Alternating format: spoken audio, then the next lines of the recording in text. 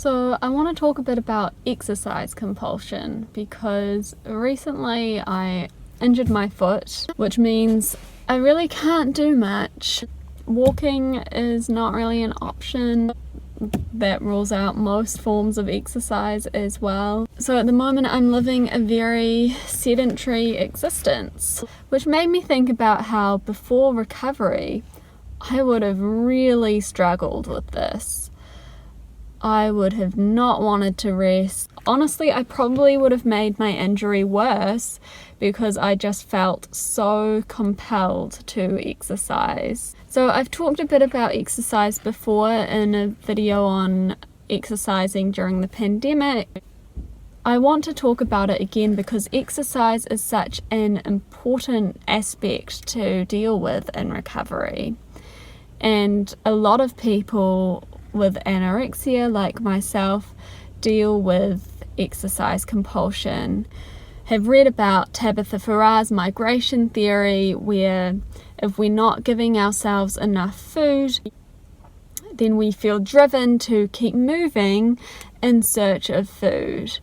So that might explain why we feel actually during anorexia a bit more energetic than perhaps during the early stages of recovery, because during anorexia we don't have enough food, we feel driven to move and get food, whereas during those early stages of recovery we're feasting and our bodies are telling us to stop and eat because there's a lot of food around, let's stop and eat it. A study that really helped me in my compulsion with exercise as well was realizing that humans aren't the only ones that go through this urge to exercise even when it's detrimental to our health. So for example, there was a study of rats. Don't quote me on this because I could be getting some things wrong, but so I got a few things wrong here, so I'm just going to cut in and explain it a bit better. Basically, in the study, there are two groups of rats. One group is given an exercise wheel, one group is not. There are 3 phases to the study. I'm going to mention the first 2 phases because I think they're most interesting. In the first phase of the study, there is no food restriction. The rats with the running wheel consume more food than the rats without the running wheel, which makes sense. In the second phase of the study, the food intake is restricted for both groups of rats to 2 hours per day. Food availability is restricted, and both groups of rats consume a similar amount of food. So that means that the group of rats with the running wheel aren't actually consuming enough food, and they end up displaying some effects that we see in humans of anorexia, and this is called activity-based anorexia in rats.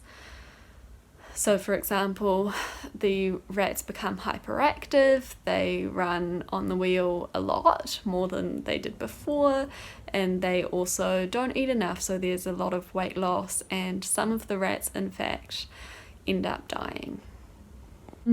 But exercise compulsion is a really hard thing to stop, obviously, but I also think it's a hard thing to recognize, and I think it's harder than perhaps we're told that it is to become aware of, because often the question that is asked is, so someone will say, how do I know if I have exercise compulsion? The other person will say, well, do you really want to exercise? Think about if you really want to exercise, and then you'll know the answer. But to be honest, I don't actually think it's that simple, because when I entered eating disorder recovery for the very first time, which was I think 5 years ago or something now, my therapist said to me, I was instructed to stop exercising, as most people are, but my therapist said to me, it's not like you really want to exercise, do you? But in my head, I really, truly, 110% believed that I did want to exercise. I really, really did. And so coming from that angle really didn't resonate with me at all. And at that time, I think I did reduce my exercise slightly, but I didn't cut it out. Because of course I wanted to exercise, because if I didn't exercise, I would feel guilty and horrible and anxious, and like that meant I needed to eat less. Other questions that are asked are about the rigidity of exercise, like do you do the same exercises every day, etc., work out for the same amount of time every day. There was a time in my life when I was doing that, so that lined up with the beliefs about what compulsive exercise looks like. But there was another time of my life where I was doing different exercises.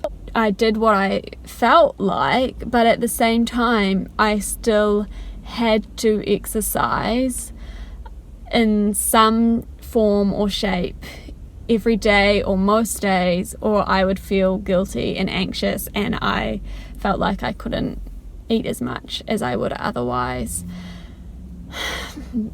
So I guess what I'm trying to say is that I think exercise compulsion can be really sneaky, and it is also difficult to stay on top of. When I began recovery again after my relapse, I stopped exercise not because I wanted to particularly, because there are aspects of exercise that I enjoy, and I've grown up being pretty active, playing sports, but because I knew for my health it's what I needed to do. Because when you're trying to gain weight, when you're trying to develop a healthy relationship with food, exercise adds a whole nother component to that. When you're trying to heal your body from oh crap. Okay, so I got interrupted yesterday when my dad came back from the supermarket, but one other thing I wanted to mention is that exercises can be compulsive that people don't traditionally associate with compulsive exercise, I suppose. Like, I think running is quite a common compulsive exercise, or going to the gym a lot, and particularly using cardio machines. But there are other forms of exercise that can become compulsive as well. For example, for me, during recovery, yoga is sometimes advised as a way of being mindful and as a distraction technique in recovery.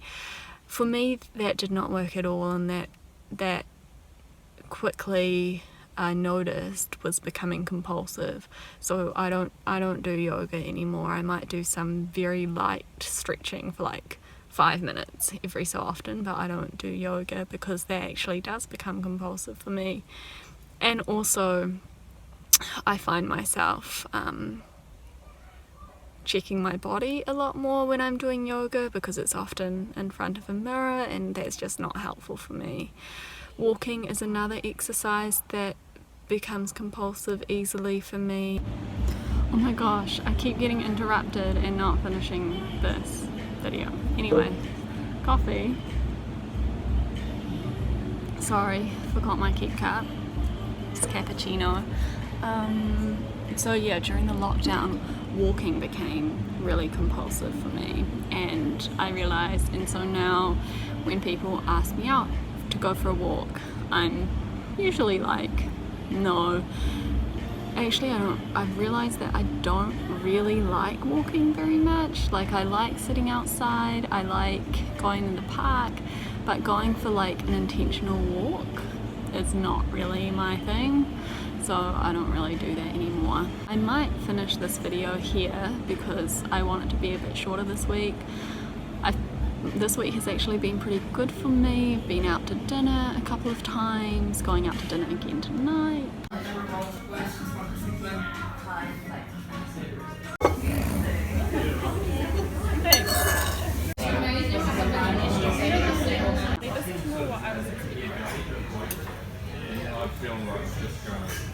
It was also my birthday earlier the week, and my sister made cinnamon buns, which were delicious. I ate a lot of them. I had 3 on the day she made them, and then I've just kept eating them the following days until I finished them off. And my mum made a banana cake, which was delicious. And yeah, it's so nice to be able to join in with things and not feel super anxious about it. But not any of the other nights we're staying in some lane home B&B. Then, yeah. So that'll be good. So thank you so much for watching. I hope you're doing okay and keeping well. I think I'll do a follow-up video to this one on exercise. But whether or not you're in lockdown, please do not feel like you need to exercise, because it's not necessary. And yeah, I'll record again soon. Thanks, bye.